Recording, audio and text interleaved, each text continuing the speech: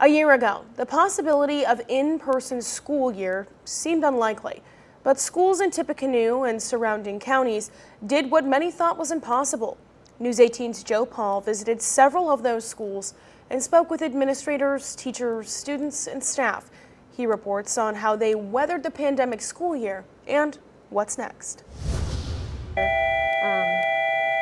The bell has rung on the pandemic school year, one unlike any other. It was unprecedented. But before we celebrate graduations and summer breaks, let's take a look at how we got here. I didn't think we would make it as far as we have. From so many unknowns last summer. We knew we had a tall order come August. To the return of in-person learning. I knew that I wanted to come back to school. Being in the building was the safest place for them. To the triumphs and tribulations among students and staff. It's been a real constant juggling act. We always had to be prepared for shutting down quickly. I was afraid that I would might get COVID. To a sense of hope with the vaccine rollout. We will get there if we continue to follow the science. And along the way, a revelation about the next generation. One thing we learned is how resilient our students are. Kids are resilient. They're stronger than I anticipated. Caitlin Franskowiak is a second-year teacher at WYANDOTTE Elementary School.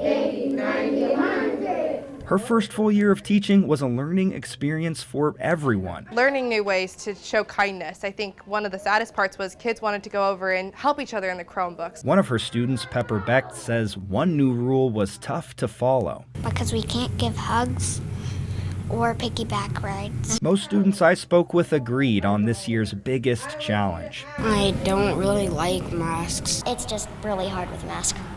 It's my least favorite thing about COVID. It gets your skin condition really bad. Down the hall, school counselor Kathy Heckerman has seen a shift among students. And it is no secret that we see a lot more anxiety than we used to across the board. But I had those kids that were more anxious. One of them was fifth grader Carlo Del Rio. After all this time, I'm fine. Nothing's gonna happen.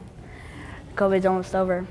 We're gonna be fine. That's an optimistic outlook, but it's not far from the truth if the vaccine rollout continues, says Debbie Beck, a physics teacher at Jeff High School. It's giving us the feeling that we'll have a new world and a new way. Adding to the optimism, the return of time-honored traditions and events like athletics.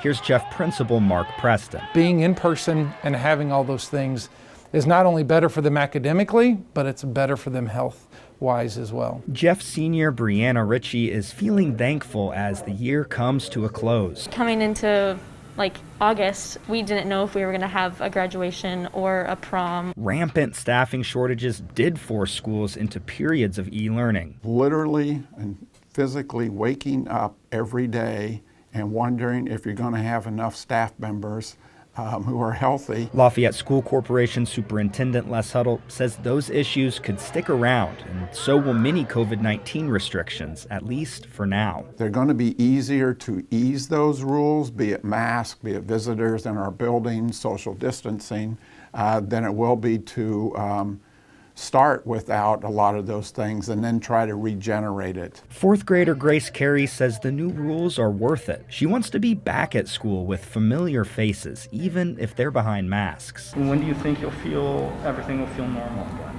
When COVID's over. When's that going to be? I don't know. Maybe in 3 years. Let's hope it's sooner. I know. Reporting in Tippecanoe County, Joe Paul, News 18. Many school corporations say they're committed to fully returning to in-person learning next school year.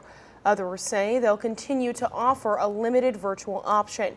They're also awaiting guidance from state and federal health experts on COVID-19 protocols, including mask wearing, social distancing, and visitor restrictions.